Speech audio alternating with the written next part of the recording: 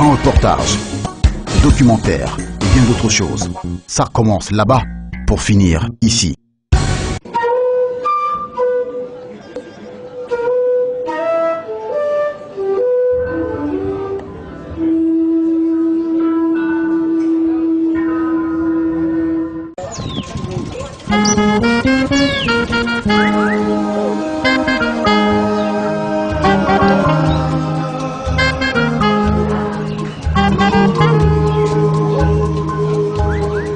Douala, métropole économique du Cameroun, ville cosmopolite par excellence, un visage en un symbole. La structure monumentale de la Nouvelle Liberté dressée au rond-point d'Aïdo. Le saviez-vous? L'auteur est Francis Soumeigné. Le choc de son installation lui a valu le surnom de Ndjoundjou du rond-point. Ainsi, contexté par les autochtones Sawa, Douala en particulier, il a pu finalement être érigé et adopté comme le symbole fortement principal de Douala, à l'image de la Tour Eiffel à Paris, contesté et respecté avec le temps. Pourtant, la vision architecturale d'hier ou d'aujourd'hui est en avance sur les gens d'ici et d'ailleurs. Tout simplement parce que l'art, au sein du développement durable, tient de l'inconnu et de l'imprévu pour être divin et insaisissable.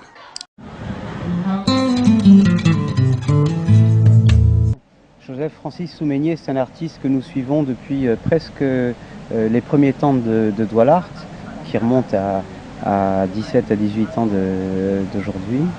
Ça a été un des premiers artistes avec lesquels nous avons mené quelque chose d'ambitieux et de même très très ambitieux, puisqu'il s'agissait d'offrir à la ville de Douala une première œuvre monumentale. Il s'agissait de la Nouvelle Liberté, cette œuvre qui trône aujourd'hui au milieu du rond-point d'Aïdo. Donc Soumeigné, on le connaît depuis cette période, là on est dans les années 94-95, et Soumeigné, donc on a fait une première exposition individuelle de ses travaux avant la Nouvelle Liberté, et c'était une période où nous n'avions pas encore ce lieu qui existe aujourd'hui, l'espace Douala. On avait organisé cette exposition à Aqua, et l'idée c'était de faire connaître un petit peu le travail de cet artiste et de mobiliser peut-être une chaîne de financement pour pouvoir couvrir le budget de réalisation de cette sculpture monumentale.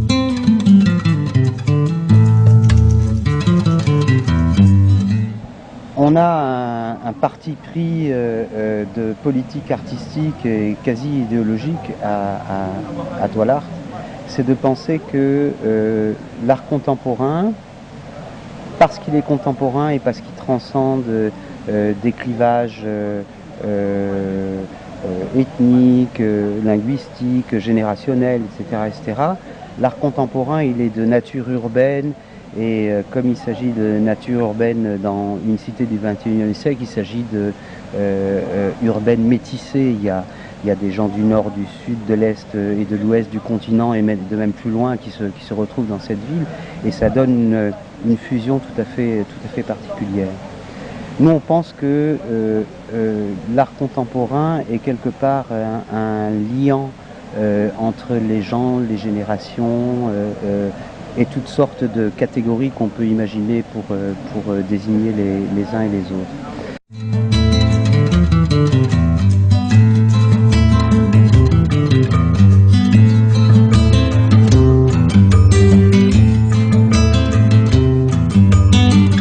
Cette exposition du 5 décembre 2008 à l'espace Douala de Douala attire de nombreux curieux d'ici et d'ailleurs, parmi lesquels Patrick Brunier.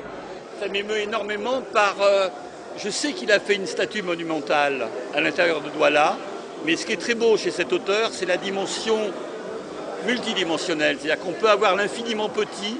J'ai une statue dans le coin là-bas qui me donne un regard assez unique, comme on peut avoir un travail sur la ligne monumentale et absolument extraordinaire.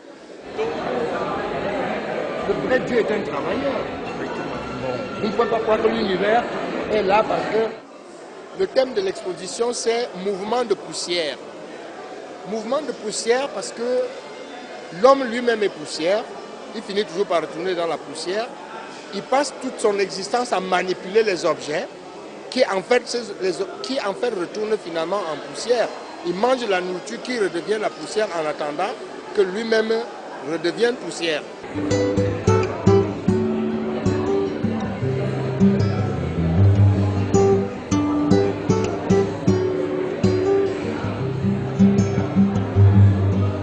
Qu'est-ce qu'il appelle la poussière? Il y a l'âme, il y a le matériau qui peut être immensément grand. Une bougie de voiture, c'est une poussière de voiture, mais c'est une conscience de l'homme. Hein, il y a derrière les oreilles souvent des bougies, donc il électrise le monde, il redonne à la mécanique. Moi j'aime beaucoup la mécanique, mais il redonne le sens de l'universel. Il y a une conscience dans la matière, il y a une conscience de travail, il y a une conscience de tout. Donc la poussière, elle est l'inverse de ce qu'on y met d'habitude, ce qu'on balaye, qu'on oublie. Non, l'homme est une poussière, il nous ramène à tout ce qui est le cosmos. Il nous ramène à l'immensément grand, mais il est tellement fragile, tellement petit, tellement dérisoire, qu'il est impalpable, qu'il est immense.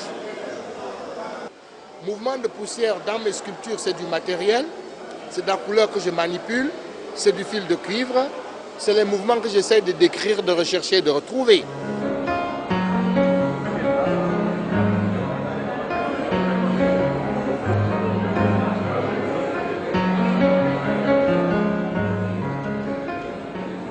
Donc c'est bien sûr l'objet rapporté. Hein. Il a le même style qui est un peu différent de celui de Malam. Je ne sais pas si vous le connaissez, Malam, un artiste qui était là, qui avait comment je dirais ça, il avait des improvisations, je ne sais pas des improvisations, il avait sa façon de voir certaines choses. Parce que lui, il est de la même génération. Alors quand je regarde les œuvres de Soumeigné, je dis Soumeigné, c'est un grand artiste.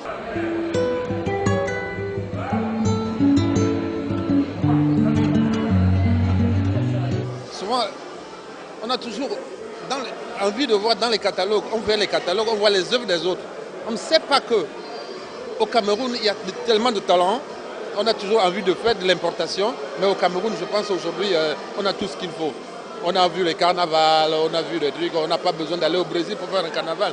C'est encore un peu calme, c'est pas encore assez évolué, mais je pense qu'avec le temps, s'il y a de la promotion, on va y arriver un jour.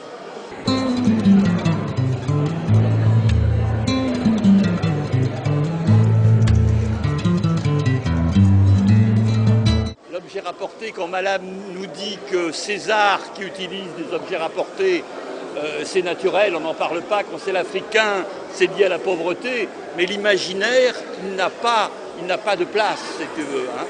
En faisant des mouvements, moi-même étant poussière, mangeant de la poussière, vivant dans la poussière, et pour finalité poussière.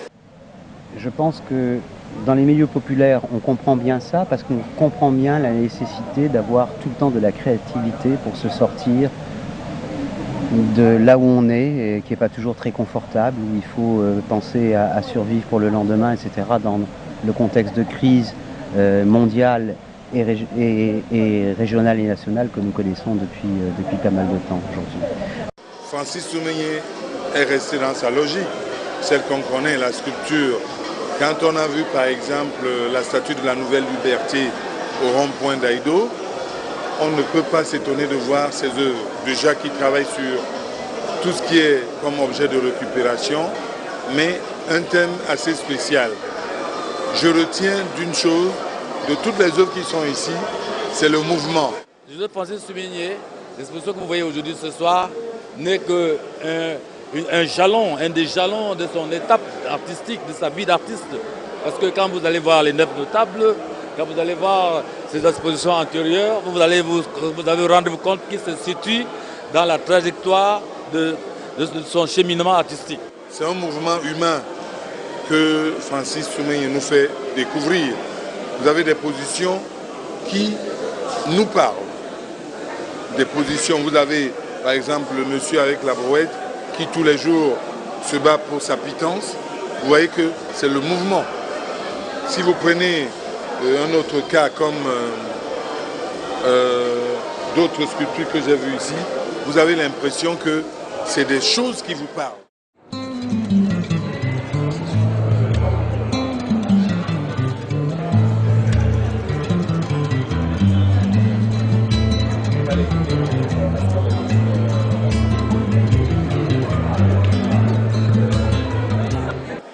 j'aurais voulu dire ce soir que Francis Soumeigny reste le poète du temps et de l'image et de l'expression. Donc c'est un auteur qui, par le mouvement, par la solidité de l'imaginaire, l'humanité de ce qu'il dégage, hein, c'est absolument extraordinaire. Les regards de chacune statue, c'est bon. Moi, ça m'émeut énormément et ça me donne de cette Afrique en mouvement l'espoir qui n'est pas dans notre habitude à nous, parce que l'espoir est ouvert à un imaginaire sans cesse en mouvement. Je crois que la responsable du lieu me disait qu'il était autodidacte, mais il ne faut même pas le dire, parce que tout ce qui est l'art africain est autodidacte en soi, parce que nous, on doit apprendre à perdre notre culture de référence, qui est toujours celle d'une école, d'un enfermement, d'un concept. Donc là, il y a dans la spontanéité la base de ce qu'est l'art véritable. Ça veut dire qu'il n'y a pas d'école, on n'apprend pas l'art dans une école. Joseph Francis Soumeigny, c'est un artiste qui a toujours apporté, qui a toujours innové et qui ne cessera jamais de nous étonner. Donc quelque part, on se dit que l'art contemporain, il est peut-être une illustration de la dynamique créative nécessaire et suffisante pour survivre.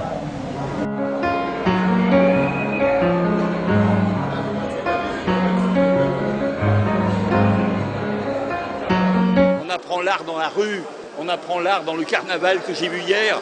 Donc c'est un grand auteur au sens où il est inclassable.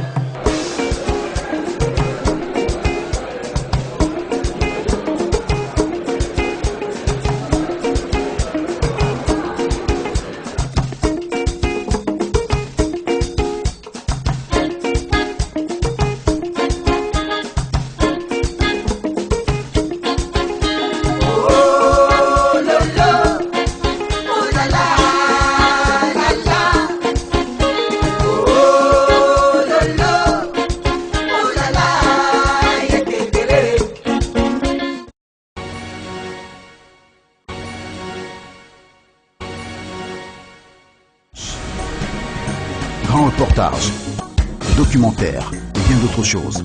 Ça commence là-bas pour finir ici.